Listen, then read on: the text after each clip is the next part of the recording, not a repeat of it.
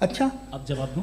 हाँ जी, कीजिए। मैं वही इसीलिए आप ही की तरफ आ रहा था। सबसे पहले आपने रेवलेशन और स्क्रिप्चर्स की बात की, इस पे मैं बात कर सकता हूं लेकिन आज नहीं करूंगा चूंकि वक्त कम है, कभी और इस पे डिस्कस करेंगे। मैं तैयार हूं उस पे भी बात करने के लिए। ये क्योंकि अभी हमारा से topic- राउंड 2 की भूमिका तय हो रही है। Does God exist round 2?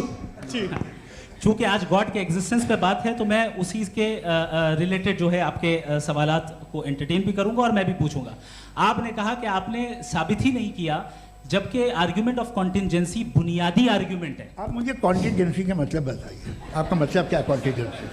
Contingency का मतलब यह हुआ कि हर वो वजूद जो किसी भी चीज का पाबंद है, हर वो वजूद या हर वो चीज जो अपने एग्जिस्टेंस में किसी भी चीज के पाबंद है और उससे बाउंड है, उसको उसकी ज़रूरत है, उस पर डिपेंड करती है, तो जाहिर सी बात है कि उसका कोई ना कोई कॉज होता है। ये तो अक्ल की बात है, ये आप रीजनिंग की बात करते हैं, मैं वही कर रहा हूँ। दूसरी चीज़ आपने ये बात कही कि इतने बिलियन लाइट ईयर्स दूर है, उसका मेरा क्या लेना देना। फिर मेरे ख्याल से आपको ये नहीं कहना चाहिए I think therefore I am an atheist. आपको सोचना चाहिए, सिर्फ आप एक लिमिटेड दायरे में रहकर नहीं सोचें बल्कि बाहर निकलकर सोचें।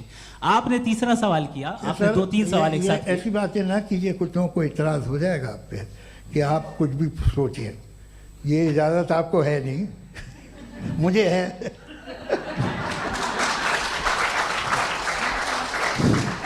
जी, आपने प्रॉब्लम ऑफ इविल के ताल्लुक से सवाल किया और बार बार आप एक लफ्ज रिपीट कर रहे हैं कि ओमनीपोटेंट गॉड है, ऑल पावरफुल गॉड है।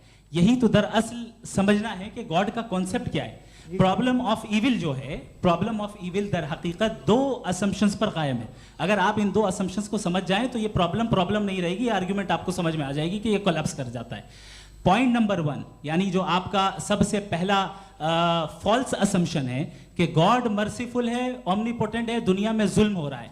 लेकिन आपको यह समझना चाहिए कि हमारे वर्ल्ड व्यू के मुताबिक गॉड सिर्फ ओमनीपोटेंट और सिर्फ मर्सीफुल नहीं है, बल्कि वो ऑल वाइज भी है और वो ऑल नोइंग भी है। उसके हर काम के पीछे हिकमत और विजडम है। ये कोई जरूरी नहीं है कि वो हिकमत और विजडम आपको समझ में आए या मुझे समझ में आए।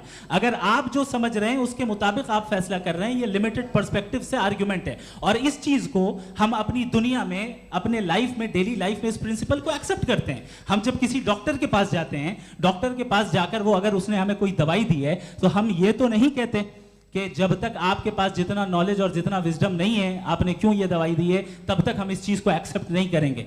नहीं कहते, हम उसकी अथॉरिटी को तस्लीम करते हैं। क्यों? क्योंकि उसकी हम जानते हैं कि वो नॉलेजेबल है, वो विजडम वाला है, हमसे ज्यादा नॉलेज और हमसे ज्यादा विजडम है।